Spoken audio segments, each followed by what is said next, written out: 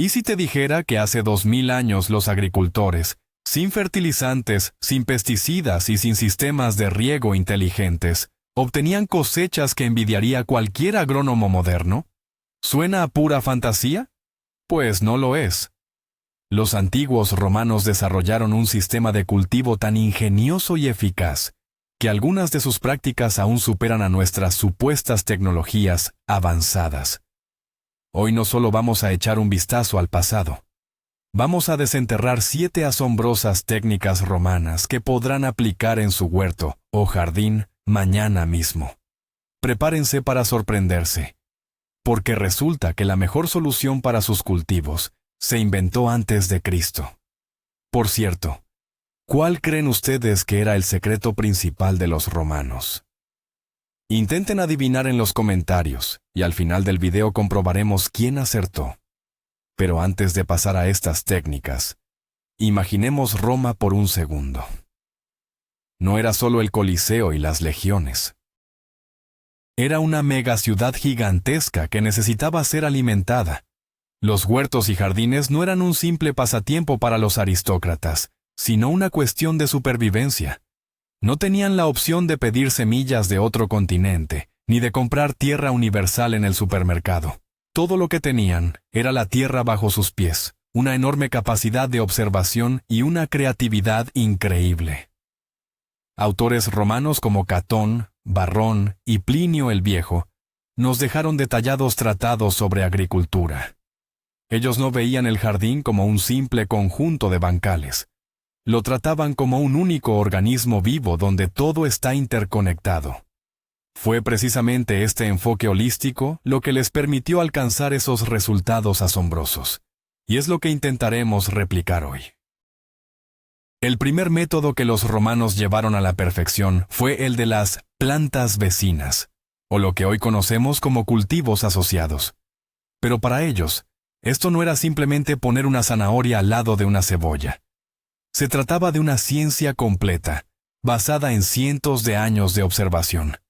Habían notado que ciertas plantas, sembradas juntas, literalmente se ayudaban a crecer mutuamente, mientras que otras inhibían o perjudicaban a sus vecinas.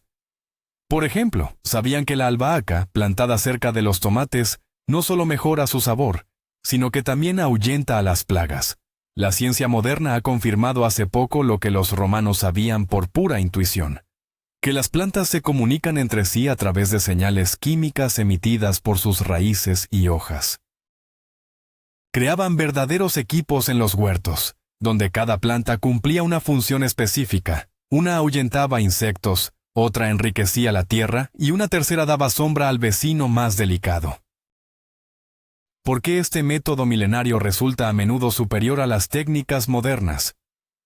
Solo tienen que mirar los estantes de las tiendas. Hay un producto específico para cada problema. Un químico para el pulgón, otro para los hongos, un fertilizante para el crecimiento, un estimulante para la floración. Intentamos atacar cada problema de forma aislada, mientras que los romanos se adelantaban, previniendo su aparición y creando un ecosistema perfectamente equilibrado. En lugar de rociar la col con pesticidas para repeler la oruga de la col, ellos plantaban eneldo y anís justo al lado. Estas plantas umbelíferas atraían insectos beneficiosos, como avispas parásitas y mariquitas, que son depredadores naturales de las orugas. Plantar ajo y cebolla alrededor de los rosales protegía estas preciadas flores del pulgón y los hongos mejor que cualquier fungicida. Y lo más importante, sin dañar a las abejas.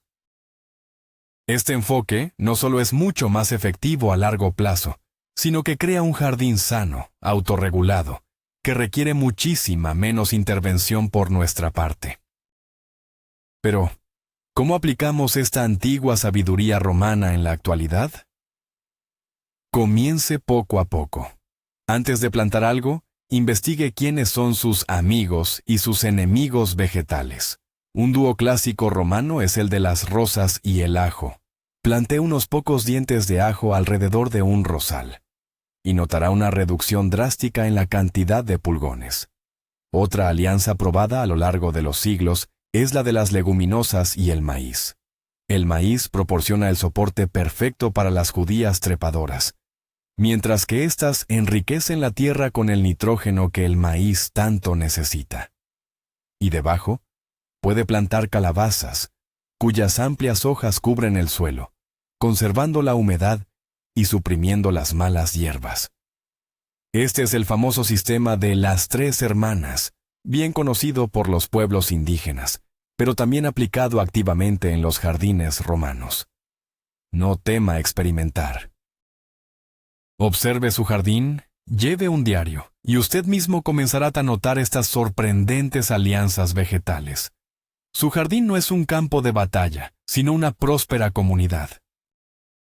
Pasamos a la segunda técnica, que está directamente relacionada con nuestro recurso más valioso: el agua. Los romanos eran auténticos genios de la ingeniería, y no solo aplicaron sus talentos en la construcción de acueductos, sino también en el huerto. Inventaron la tecnología conocida como opus signinum, un tipo especial de hormigón impermeable, fabricado a base de cal, arena y cerámica triturada. Si bien originalmente se utilizaba para revestir cisternas y canales, los jardineros más astutos pronto encontraron la forma de aplicarlo a los bancales. Creaban bancales elevados, cuyas paredes y bases se recubrían con esta mezcla especial. El resultado era una especie de maceta gigante, integrada en la propia tierra. ¿Por qué tanta complicación? La razón es sencilla. En el caluroso clima italiano, el agua se evaporaba y se filtraba en la tierra a una velocidad asombrosa. Un bancal aislado como este retenía la preciada humedad y los nutrientes esenciales justo en las raíces, lo que reducía la necesidad de riego varias veces. Comparemos esto con la forma en que abordamos las cosas hoy en día. Hoy, para construir nuestras camas elevadas, solemos usar madera que se pudre a los pocos años, o contenedores de plástico que, bajo el sol, liberan microplásticos en el suelo y se degradan con los rayos ultravioleta. Y para retener la humedad, acolchamos los bancales con plástico negro, lo que recalienta la tierra en exceso y destruye toda la microflora beneficiosa que reside en ella. En cambio, el opus signinum romano estaba hecho de materiales naturales y prácticamente eternos. No contaminaba el suelo y duraba décadas, sino siglos. Este tipo de bancal no solo permitía ahorrar agua, sino también crear la mezcla de sustrato perfecta para cultivos específicos, sin preocuparse de que ésta se mezclara con la tierra circundante, a menudo pobre, ni de que todos los nutrientes se perdieran con el primer aguacero. Era una inversión a largo plazo en la productividad del terreno, no una solución temporal pensada para durar solo una temporada. Hoy es bastante difícil recrear el auténtico opus signinum, pero la idea principal que hay detrás es muy fácil de aplicar. El principio clave es aislar el bancal para conservar la humedad y los nutrientes. Puedes construir bancales elevados usando ladrillo, piedra o madera resistente, como el alerce. Para crear una capa impermeable, se pueden usar materiales modernos no tóxicos, como la lona gruesa para estanques, pero lo mejor de todo es la arcilla natural. Crea un sello de arcilla, recubre el fondo y las paredes del bancal, con una capa de arcilla grasa de 10 a 15 centímetros de grosor, y compáctala bien. La arcilla retiene el agua de forma excelente, es natural, y con el tiempo mejora la estructura del suelo. Este método es especialmente útil en regiones áridas o en terrenos con suelo arenoso, que no retiene nada de humedad. Regarás tus plantas 2 o incluso 3 veces menos, y la cosecha te sorprenderá gratamente. El tercer secreto reside en aquello que los romanos no veían como un desecho, sino como oro: el compost. Pero olvídese de la pila de compostaje moderna, esa donde simplemente echamos los restos de césped o las cáscaras. Los romanos tenían el sterquilinium, que no era un simple montón, sino una auténtica factoría de fertilidad. Catón el Viejo, en su tratado De Agricultura, sobre la agricultura, ofrecía instrucciones detalladas para su creación. Era un pozo excavado específicamente, a menudo con un fondo impermeable para evitar que los valiosos jugos y nutrientes se perdieran en la tierra. Los romanos abordaban el compostaje como si estuvieran preparando un plato exquisito, donde cada ingrediente jugaba un papel crucial. Alternaban meticulosamente las capas de materiales verdes, ricos en nitrógeno, con las marrones, ricas en carbono. Comprendían la importancia de la aireación y la humedad mucho antes de que estos procesos fueran descritos por la ciencia moderna. ¿Por qué su compost era superior? Los jardineros modernos suelen cometer dos errores fundamentales. Uno es que compran fertilizantes equilibrados, listos para usar en bolsas. Estos solo contienen los tres elementos principales, nitrógeno, fósforo y potasio, y carecen por completo de microorganismos vivos. La otra es que preparan mal su propio compost, obteniendo una masa ácida y putrefacta, en lugar de ese humus suelto, aireado y con fragancia a tierra de bosque. Los romanos, en cambio, agregaban de todo a su compost: estiércol de diversos animales, residuos de cocina, malas hierbas, hojas caídas, paja y, lo que era crucial, ceniza y cal. La ceniza enriquecía el compost con potasio y microelementos, mientras que la cal neutralizaba su acidez, creando así el ambiente ideal para la labor de las bacterias beneficiosas y las lombrices. El resultado final no era un simple fertilizante, sino una sustancia viva que no solo nutría las plantas, sino que también sanaba, estructuraba y revitalizaba el suelo, incrementando su fertilidad año tras año. Vamos a intentar preparar un compost siguiendo una receta romana simplificada. Busca un lugar con sombra en tu parcela. La primera capa debe ser de ramas y tallos gruesos. Esto asegura el drenaje y la buena circulación de aire. Luego, empezamos a alternar las capas. La capa verde consiste en césped recién cortado, malezas sin semillas y restos de cocina. La capa marrón la forman las hojas secas, paja, papel o cartón. La proporción ideal es, aproximadamente, una parte de material verde por 2 partes de material marrón. Humedece ligeramente cada capa sin llegar a empaparla. Y aquí viene el secreto romano. Después de cada 2 o 3 capas, espolvorea un poco de ceniza de madera y una pequeña cantidad de cal apagada o harina de dolomita. Esto acelerará el proceso de descomposición y hará que el compost sea mucho más valioso. Al menos una vez al mes, remueve la pila con una pala para asegurar una buena oxigenación. En unos pocos meses, tendrás un compost oscuro, suelto e increíblemente nutritivo que transformará por completo tus bancales. La cuarta técnica que usaron los romanos, la tomaron prestada directamente de sus legionarios.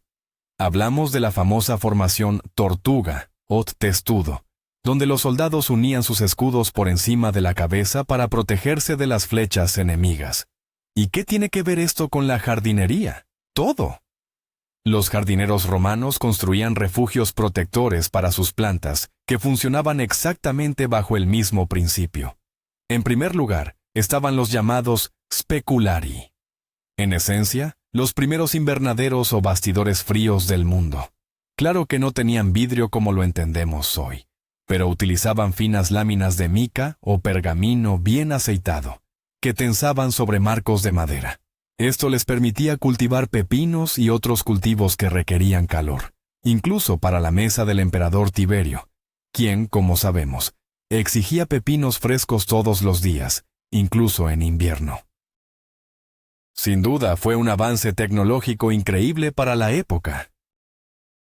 ¿Qué hace que este método sea superior a los invernaderos modernos, que a primera vista parecen mucho más avanzados? En primer lugar, la diferencia está en la escala y el enfoque. Los romanos nunca buscaron recrear una selva tropical artificial y gigantesca en medio del invierno. Ellos se enfocaban en crear microclimas para plantas específicas, utilizando estructuras pequeñas y móviles. Era muy sencillo trasladar o retirar este tipo de marco tan pronto como mejoraba el clima. En segundo lugar, los materiales. La mica, a diferencia del policarbonato o del plástico moderno, Tiene la ventaja de que no se opaca con el tiempo y permite el paso ideal del espectro lumínico solar. Pero lo fundamental es que la tortuga romana encierra una verdadera filosofía de la protección integral. No solo resguardaban las plantas del frío, sino también del sol abrasador del verano, utilizando ligeras esteras de caña. Incluso protegían los brotes jóvenes del viento fuerte, plantándolos en nichos creados en los muros de piedra. Es decir, su visión era la de una protección compleja e integral, no únicamente la de mantener el calor. Recrear este tipo de protección hoy en día es súper sencillo. Ya no necesita buscar materiales antiguos como la mica. Simplemente construya un marco de madera sencillo y cúbralo con plástico protector moderno o policarbonato. Esto se convertirá en su mini invernadero móvil. En primavera le ayudará a tener una cosecha temprana de rábanos y verduras de hoja. Y en otoño, extenderá la temporada de pimientos y tomates. Pero no olvide la protección solar estival. Cuando llega el calor intenso de julio, muchas plantas, sobre todo en las regiones del sur, sufren por el exceso de temperatura. Cuelgue una malla de sombreo, o incluso una simple sábana vieja, sobre los bancales de lechuga o pepinos durante las horas más calurosas del mediodía. Verá lo mucho mejor que se sentirán. Use las paredes de su casa o una cerca como barrera contra los vientos fríos. Piense como un legionario romano que protege a su valiosa unidad, su futura cosecha. El quinto principio de la agricultura romana se basaba en la disciplina y el orden férreo, es decir, en la rotación de cultivos y el uso del barbecho. Hoy en día, la palabra barbecho se asocia a menudo con un campo abandonado y cubierto de maleza. Pero para los romanos, el barbecho no era sinónimo de descanso, sino una fase activa de preparación del suelo para la siguiente cosecha.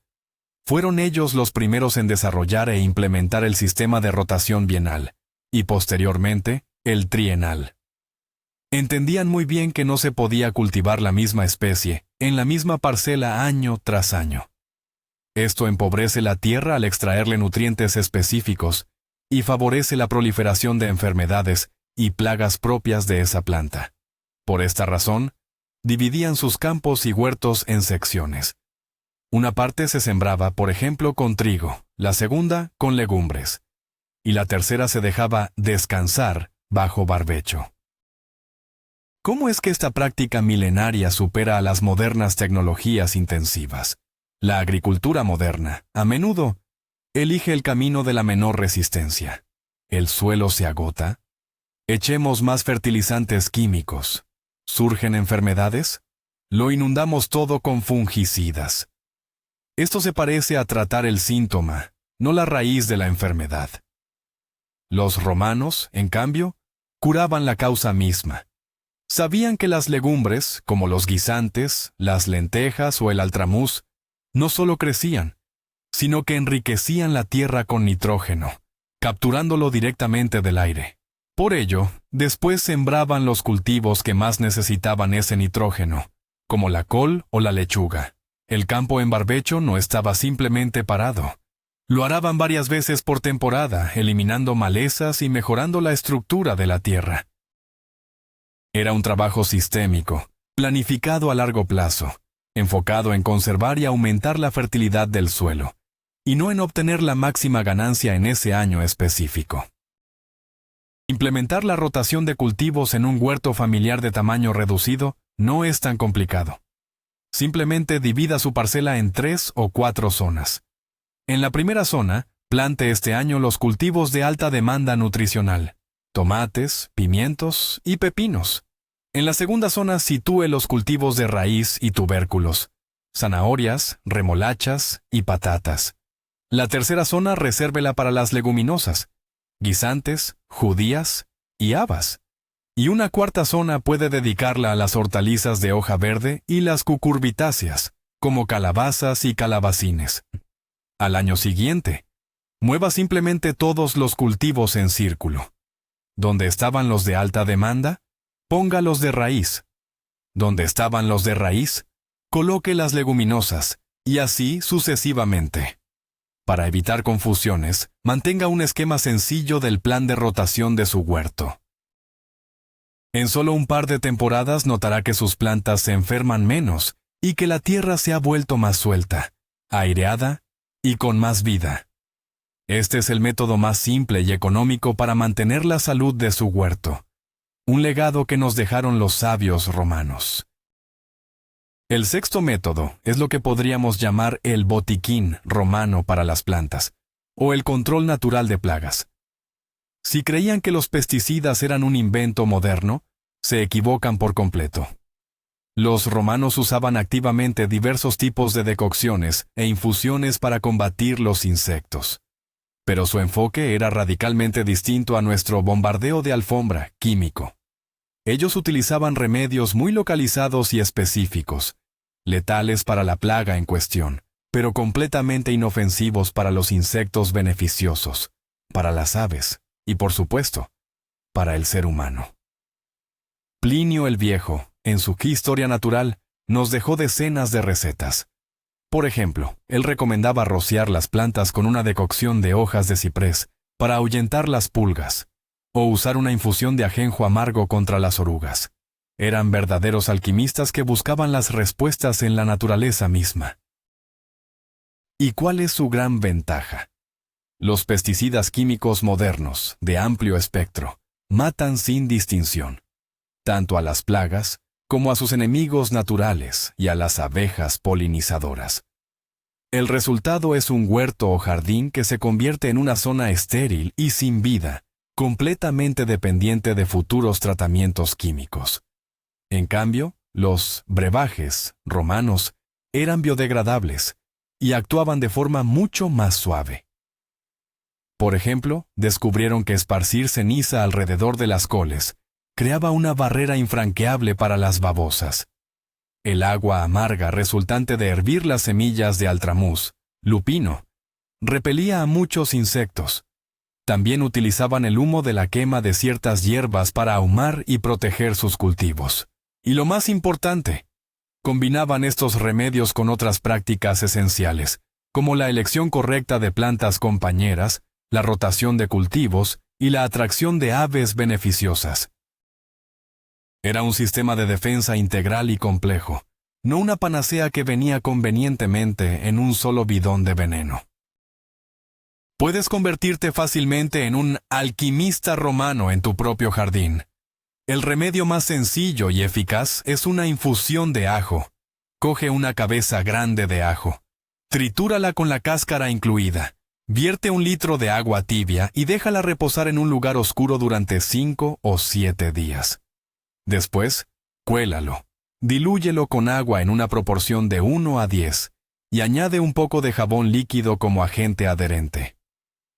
Esta solución funciona de maravilla contra el pulgón, la araña roja y muchas otras plagas comunes. Otro remedio potente es la infusión de polvo de tabaco o de chile. Pero recuerda la regla principal de los romanos.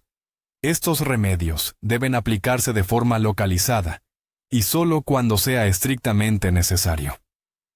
Tu principal objetivo no es exterminar a todos los insectos, sino mantener un equilibrio donde las plagas no puedan causar daños significativos a tu cosecha. Un jardín saludable es capaz de protegerse por sí mismo. Y, por último, el séptimo, la técnica romana más crucial y delicada. No tiene un nombre específico, pero se puede describir con la expresión latina genius loci, que significa el espíritu del lugar o el genio del sitio. Para los romanos, esto no era solo una frase bonita. Creían firmemente que cada parcela de tierra, cada arroyo, cada bosque o arboleda, tenía su propio espíritu guardián, su carácter distintivo. En el ámbito de la jardinería, esto se traducía en una comprensión profunda e intuitiva de su terreno específico.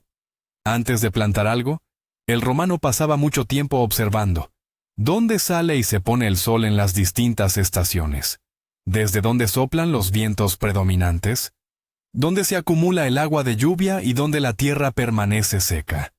¿Cómo es el suelo de esta ladera en comparación con el del valle? ellos no intentaban transformar la naturaleza a su antojo, como a menudo hacemos nosotros. Por el contrario, buscaban entenderla e integrar su jardín dentro del paisaje ya existente. El enfoque moderno, en cambio, suele ser todo lo contrario. Trazamos un plan e intentamos que la realidad se ajuste a él a la fuerza. Nivelamos el terreno con excavadoras, importamos toneladas de tierra fértil e instalamos sistemas de riego automático que vierten agua por igual al helecho, amante de la humedad, que al tomillo, resistente a la sequía. Intentamos cultivar lavanda en suelos arcillosos y de poca luz, y hortensias a pleno sol, y luego nos extrañamos de que enfermen y no prosperen. Luchamos contra la naturaleza en lugar de cooperar con ella. Los romanos, sin embargo, entendían que en una ladera orientada al sur y soleada, era donde debían plantar vides y hierbas que amaban el calor. Mientras que, en una hondonada sombreada y húmeda, la menta y las verduras que buscan frescor crecerían sin problema. Aprovechaban las pendientes naturales para drenar el exceso de agua y creaban terrazas para prevenir la erosión del suelo. Su jardín era una extensión de la naturaleza, no un elemento extraño o impuesto. Así que, recapitulemos. Plantas compañeras, bancales inteligentes, compost vivo, cubiertas protectoras, rotación de cultivos, pesticidas naturales y, finalmente, una comprensión profunda del espíritu del lugar. ¿Qué tienen en común estas 7 técnicas? El hecho más sorprendente es este. No exigen de usted casi ninguna inversión económica. Su principal recurso no es el dinero, sino su atención, su capacidad de observación y el respeto por la naturaleza. Los romanos crearon un sistema que funciona en total armonía con el entorno, y no en su contra. Y este es su gran secreto. Uno que nosotros, en la persecución de resultados rápidos y la obsesión por la tecnología, hemos perdido casi por completo. Pero nunca es tarde para recordar esta sabiduría ancestral. Gracias por haber visto este video hasta el final. Si usted ha aprendido algo nuevo y útil, por favor, déjenos un me gusta y suscríbase a nuestro canal para no perderse otros viajes al pasado en busca de conocimientos olvidados. Y ahora, la pregunta clave. ¿Cuál de estos 7 principios le ha parecido el más interesante? ¿Y cuál le gustaría aplicar en su propio huerto o jardín ya en esta temporada? Escríbalo en los comentarios, me encantará leer su opinión. Hasta la próxima.